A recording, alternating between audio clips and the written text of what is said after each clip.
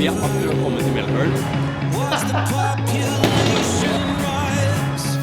Dette jo utrolig stort. Da skjer det som jeg håpet aldri skulle skje.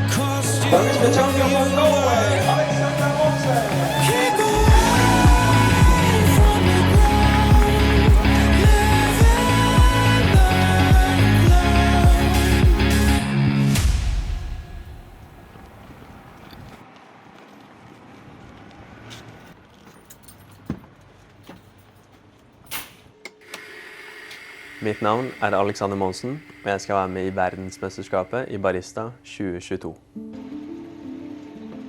Så jeg jobber for Nord som hovedtrener og kursholder. Det har jeg gjort nå i 4 år. Jeg har en interesse om alt de smågnittige tekniske tingene rundt kaffe det som holder på en måte flammen litt gående. Det noe som gjør at jeg alltid finner en ny interesse å gripe tak i. Det det som holder meg på hele tiden. Kaffe har vært et avbrekk for meg hele veien, hvor jeg får lov til å stålfokusere og zoome inn og zone ut fra resten av verden. Og det noe jeg har forelsket meg i. Det mange meninger om hva kaffe skal være. All kaffe trenger ikke å være den beste kaffen alltid, men det trenger å være den riktige kaffen til riktig person.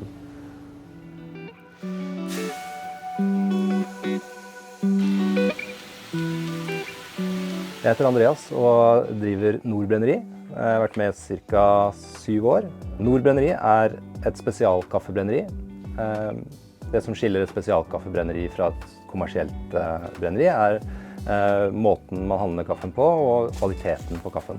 Så vi handler så mye av kaffen vår direkte fra gårdene og enkelte gårder, altså høy kvalitet som mulig. I kaffeverdenen finnes det 6 forskjellige kaffekonkurranser i forskjellige kategorier. Så første baristakunst, Brewers Cup, eller svart kaffe som det heter, Coffee and Good Spirits, kaffe og alkohol, cupping, som å cuppe masse forskjellige kaffer og finne feilen. Latte art, det det som på en måte den mest attraktive, sånn Instagram-vennlige, sosial medievennlige grenen, og så det kaffebrenning. Denne konkurransen det som heter Barista, World Barista Championship. Og det en helhetlig serviceopplevelse som skal vare i 15 minutter for 4 dommere. På scenen så har vi 15 minutter til å servere 12 forskjellige drikker totalt. Det 4 espressoer, det 4 melkedrikk og 4 signaturdrikker. Og det går en av hver drikk til hver dommer. Dette skal da gjøres samtidig som man har en helhetlig presentasjon, hvor man presenterer kaffe, kaffen man bruker, hvorfor man bruker den, hva den smaker. Og for melkedrikken og signaturdrikken så må man også forklare hvordan synergien sammen med espressoen og ingrediensene til felles.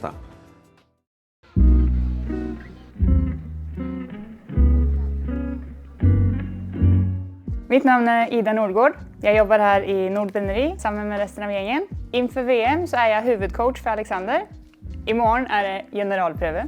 Vi gleder oss massevis.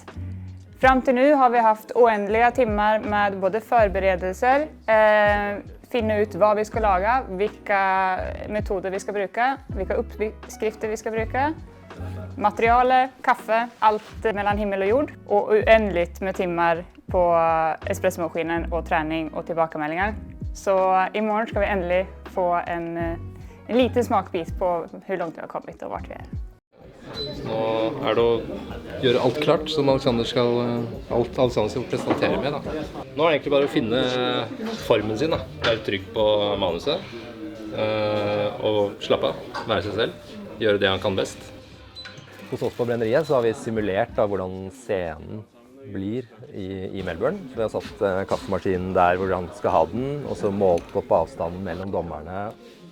Nå det generalprøve hvert øyeblikk, og det litt spennende, for det kommer ganske mange kule folk. Folk som jeg vet setter meg litt på kanten, sånn i forhold til nerver. I dag så det ganske mye interessant å se frem til. Først og fremst forventningene jeg har i forhold til press og stress.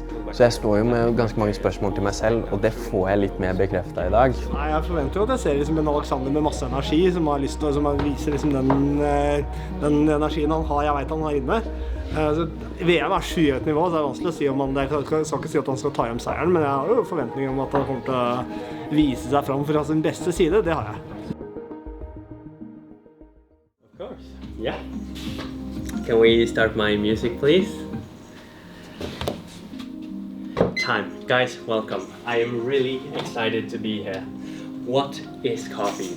A question Jag ser att Alexander är lite nervös och det är digg, för det har han inte varit fram till nu.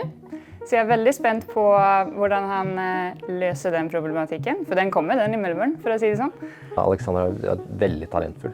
Han har veldig god sånn hånd-til-øye-koordinasjonsevne, da, som gjør at han kan jobbe og snakke og være veldig nøyaktig med teknikken. Det som alltid uroelementet jo nervøsitet, ikke sant, når de store lysa blir skrudd på. red grapes and nectarines. Yes. Altså en liten shake når du skal servere, så får du en dråpe på koppen. Det kan være nok da, til at du trekkes de poengene som tar deg fra første til tredje plassen, og det bittert. Find balance. This is what a syrup does. It gives balance to the drink. To make it all in one parts, we took first passion fruit, water. Det gikk noenlunde bra. Det jo småting som jeg ser, som coachene mine ser, som Ida og Andreas ser. Og så klart, det alltid litt feedback å ta, men akkurat nå, gjennomgangen var relativt greit fullført. Merket at det var litt utfordringer, men det gode utfordringer.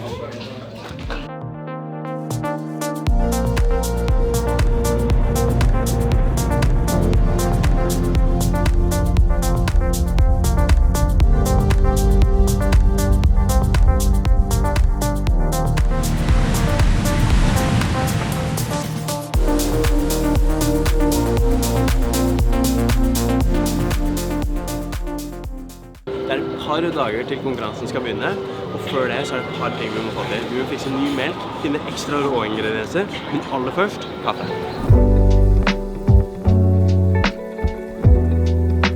Det første stedet vi drar til Makers Coffee, og her så møter vi Moses, og han liksom den første personen vi møter innenfor spesialitetsverden. Denne kaffen som Moses serverer til oss, det en helt fantastisk kolumbiansk prosessert kaffe.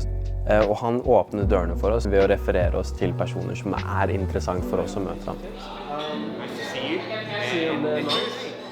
Nå skal vi først til en annen kaffesjappe som har anbefalt oss å møte Danny på.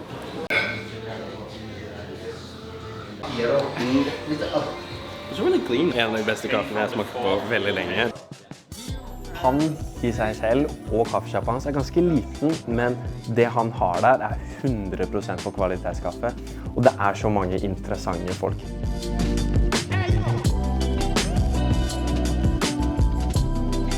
Vi snakker litt om melk, litt om det vi fokuserer på. Så vi ble invitert til å være med på en liten event I morgen, hvor vi skal smake på Huginoides, som en veldig eksklusiv kaffe som flere av deltakerne bruker. Vi fikk også lov til å sette opp espressokvarna, smake på kaffen vår, og prøve å stime litt melk, så nå pass på at den funker for oss også.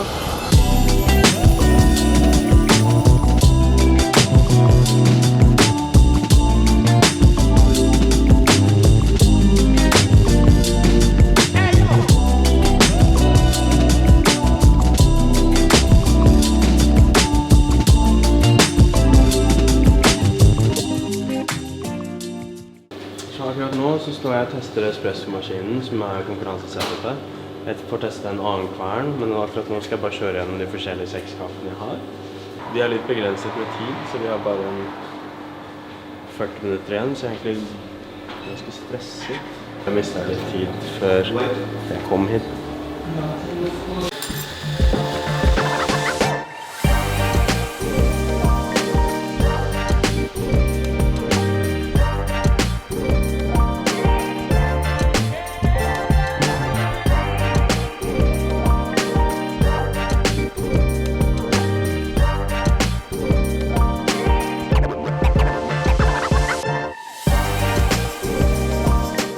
Vi har trent første timen, testet espressoen og litt forskjellige oppskrifter, forskjellige kaffer, altså konkurransekaffen vår. Vi har funnet ut oppskriften, og nå det egentlig siste innspurt før vi I gang.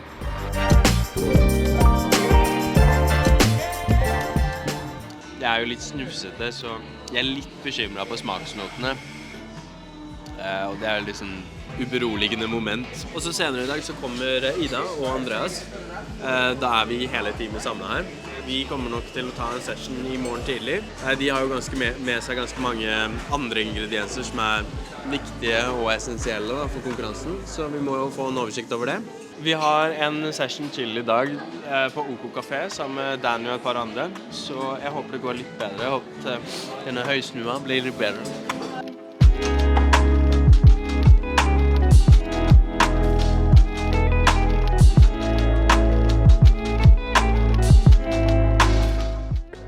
Vi fant ut at kjøleskapet på soverommet vårt har vært av i løpet av kvelden. Så akkurat nå så bare tester jeg om melken funker. I'm nervous.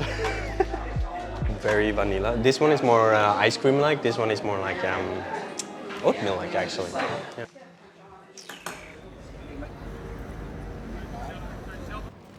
Vi ska träffa Alexander och Paul nu om ett par minuter på en kafé och dricka kaffe. Det gleder vi oss til. Men jeg gleder meg ikke så mye å fortelle at alle dommerplater og melk og kaffe ikke på plass.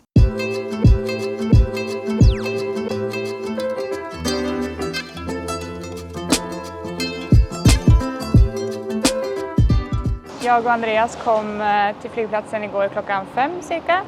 Vi gjorde ikke bagasjen. Og det jo viktig bagasje. Det 2 kofferter med masse av utstyret som vi skal bruke til å servere, eller Alexander skal bruke da, til å servere oppå, og drikkeglass og til og med litt melk. Og den melka mistenker jeg milkshake med smak av litt klær og litt sånne ting. Det jo en ting. Det nyeste jo at kverna har fått juling. Hvor alvorlig det? Det Så jeg åpner den sånn. Så dette her. Åja, det den nedre delen her, ja. Ikke den nedre, det hele. Ok. Så den gåen. Så vi skal ta med den til messesenteret. Der det sånne kaffemaskinteknikere. Så høyst sannsynlig får vi bare bytte ut den. Melken som vi skal bruke her nede, som vi fikk med oss inn, den har mistet litt, siden kjøleskapet skrudde seg av en kveld, så har den mistet en god del sødme. Så vi snakket med Danny fra OK Café. Så vi ender da opp med å bruke 1/5 av hans melk, som veldig mye mer heftig, mye søtere, for det også høysesong for melken hans. Så jeg fikk en halvliter av han. Og mest sannsynlig siden bagasjen deres kommer senere,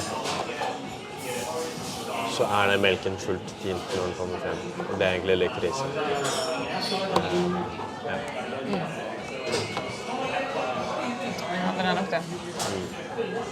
Da har vi ennå ikke fått bekreftelse på om vi får bagasjen, så da må vi dra på IKEA og kjøpe litt vannglass, litt sånn serveringsbrett og sånt nå, som Alexander må bruke i konkurransen rett og slett.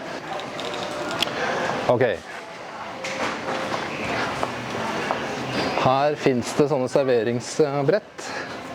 Det 4 dommere, pluss et reserve.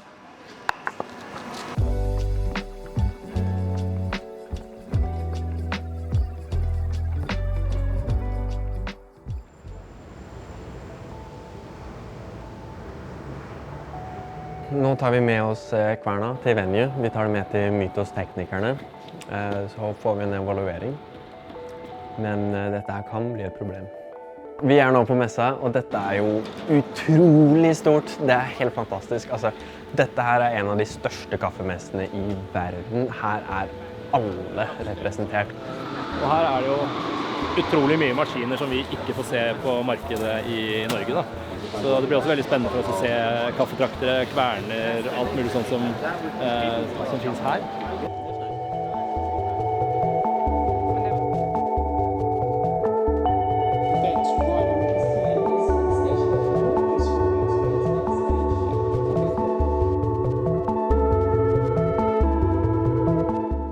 Nå merker jeg veldig godt at trykket bygger seg opp litt. Synet av andre deltakere. Vi står og pusser glass. Vi skal forberede oss med alt mulig rart oppsett. Vi rigger opp bordet vårt. Vi skal gjøre oss klare for timesøving på konkurransemaskinen. Nå nettopp så var det en nitrogenkanne som eksploderte på et av deltakerbordene.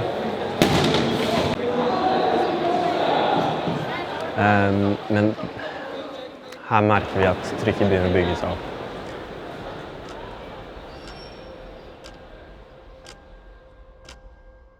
I øvetimen vår så har jo vi ganske mange utfordringer. Maskina oppfører seg ikke helt sånn som den øvemaskina vi øvde på hos Cafetto. Samtidig så merker vi at denne kverna det er et eller annet utfordrende med den.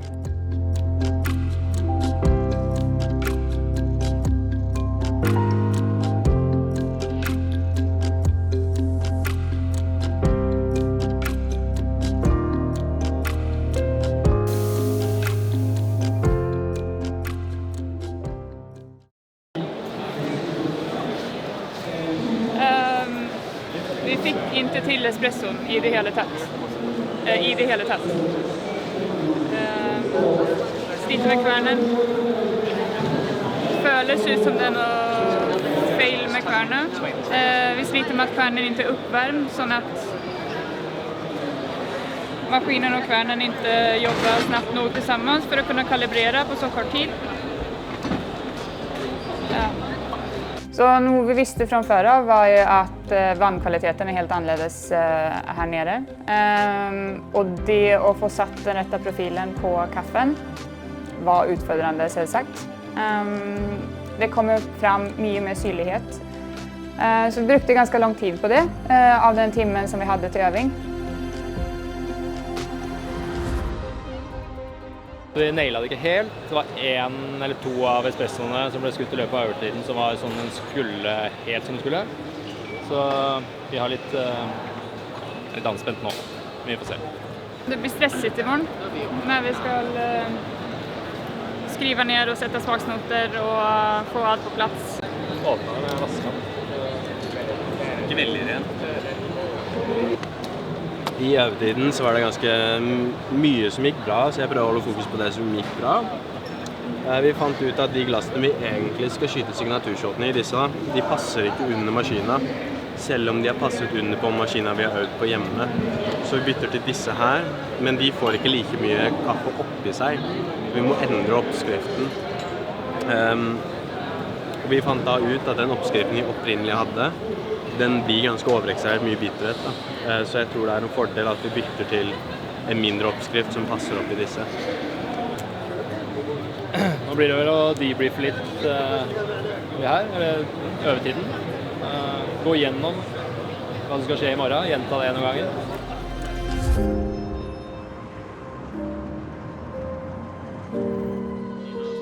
Du begynner å stime. Og så hopper vi på melketing. Skal vi ta sammen der jeg først? Og der tar den...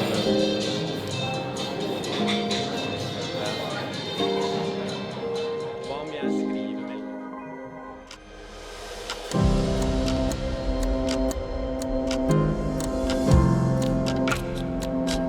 Det er konkurransedagen.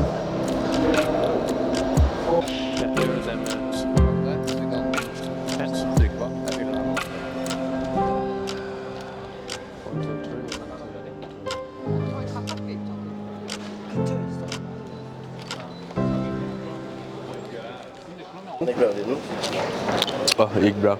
Kjempebra. Alle problemer vi hadde i går løste seg i dag. Jeg fant ut hvorfor. Det var fordi vi var veldig aggressive med kverna. Så jeg tok og fikk renset litt. Så espressoskuddene satt som et skudd. Nydelig. Smaksprofilen er bedre enn noensinne. Vi har smaksnoter som vi ikke trodde vi kom til å ha. Vi kommer på scenen 3 av gangen. Og først, av de 3 som jeg er med, så kommer først Vietnam, og så kommer USA, og så er det meg. Og så skal vi ha en lite gruppeintervju etterpå. Litt av halvtime til vi skal på. Jeg føler meg veldig confident på nervene i dag, tror jeg. Jeg kommer nok til å skjelve litt. So through the servings of these drinks today, at 1,500 meters, espresso machines, coffee grinders, overly enthusiastic, and acidity prepares through, giving us more desirable compounds. So let's summarize. We started with a question. What is coffee? What is coffee? What is coffee? So please do serve. Thank you so much. Time.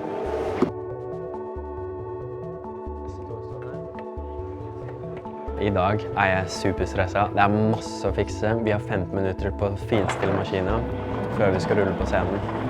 Og på scenen, der jeg stresset. Det stressnivået helt opp I 100. Hodet mitt sjekker alt. Jeg har en liste som alt på plass. Og hodet mitt bare repeterer.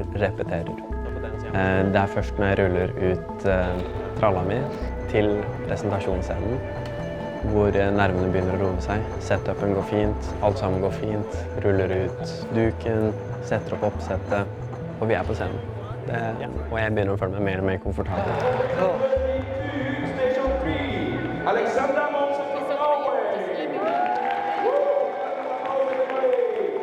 Setupen klar, dommerne begynner å komme på. Jeg kjenner igjen alle ansiktene. Det en som heter Pete Licata, tidligere verdensmester. Han kommer ned, setter seg som den andre dommeren på bordet mitt. Min presentasjon bygd opp rundt konseptet han presenterte da han vant verdensmesterskapet. Får litt den følelsen starstruck, men samtidig så det sånn, ok, dette det jeg har lyst til.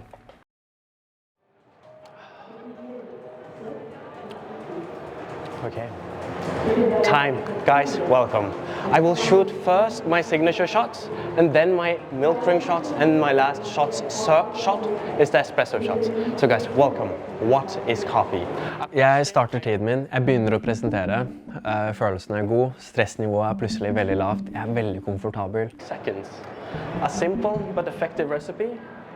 Alt sammen går på skinner, og så begynner jeg å skyte den første espresso-shoten. Og da skjer det som jeg håpet aldri skulle skje. They rediscovered this old Pacamara. They took the seeds. Det at espresso-oppskriften, som satt helt perfekt I starten, den renner ikke som den skal. Og det krise. Jeg rekker ikke å sette ned koppene under på espressomaskinen I tide, og jeg begynner å søle utover vekten.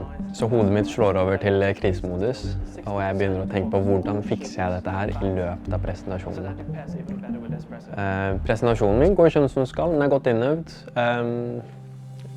Og da ser jeg at det ikke går som den skal med neste shot heller, I løpet av presentasjonen. Oh no, whoopsie. Håper det godt nok det jeg serverer I disse koppene. Og da kommer det tidspunktet hvor jeg snur meg til Pete Licata og sier The many hands of people affecting the coffee before it comes to us. Som hans egen punchline. Og da følte jeg bare Ok, espressoen gikk ikke så bra. Presentasjonen gikk kjempebra. Give this well, enjoy. Time.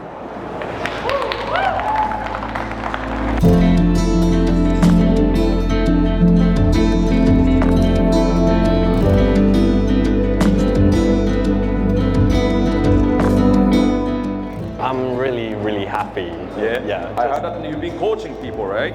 Yeah, I've been coaching last year, or actually this year. One of them is here. Oh yeah? Now he's coaching. Oh, yeah. Now he's coaching? Yeah. So how do you feel? Mat. Et eller annet.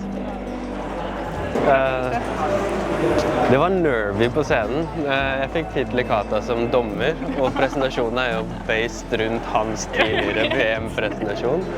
Men ja, digg. Det syntes at du koste deg I hvert fall. Jeg koste meg. Det faen. Det var gøy. Woo! Det var en lettelse å komme bak og få klem.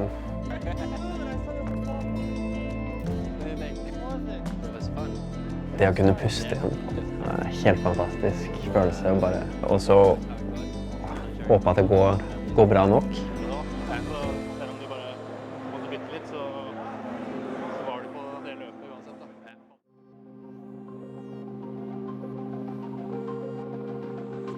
Vi tilbake. Vi superspente på resultatet vi skal få. Vi håper at vi går videre, så klart. Det har jo vært disse småtingene igjen. Så det bare litt spenning, litt venting. Vi venter på annonsering av hvem deltakere som topp 16, som skal videre til semifinalen. Ja, følelsen litt sånn, jeg litt nervøs. Alle deltakerne, vi skal jo snart ut på scenen. There is the champion from Norway, Alexander Monsen! Vi stiller oss opp I lang kø backstage. Og da kommer de til å rope opp topp 16. There is the champion of Portugal!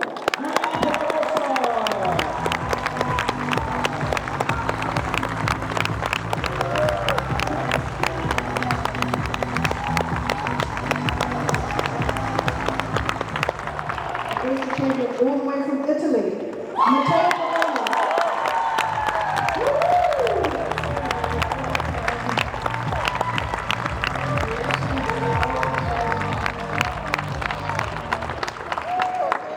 Barista champion North, Greece, Nikos Anton.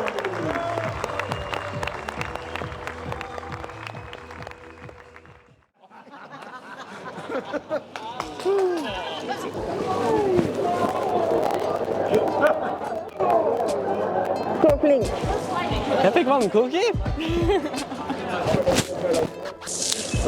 Nå tar vi en øl. Nå tar vi en øl. Vi fikk jo vite at vi ikke gikk videre. Og det er jo sånn det går noen ganger. Jeg er jo ikke misfornøyd, jeg er veldig fornøyd, men jeg synes det er synd. Det er litt sånn ydmykt å være blant alle de flinke folka i den bransjen vi jobber i. Jeg er veldig stolt av Alexander. Det här, först och främst har det här varit dritfett. Det är ju en stor ära att bli stod på så pass mycket att vi har fått lov till att vara med Alexander på det här. Jag är väldigt tacknämlig och glad för det. VM har vært vanskelig, men det har vært ufattelig gøy, og jeg er egentlig superhappy. Altså. Misforstå meg rett her, jeg er happy. Vi er hjemme igjen, tilbake i Norge. Vi vant jo ikke, men det er ganske deilig å være tilbake. Komme meg bak kaffebrenneren, stå og brenne første batch, god følelse. Nå er det gønne på det neste gang, tenker jeg. Jeg har begynt å planlegge alt. Jeg har begynt å gå gjennom hvordan neste regionalt mesterskap, neste Norgesmesterskap, forhåpentligvis hvordan neste VM skal gå også. Vi her på Nord bruker jo denne anledningen, denne erfaringen til å utvikle oss selv, sånn at vi kan gjøre det enda bedre i neste konkurranse, men også enda bedre som en bedrift, som et team, som et lag.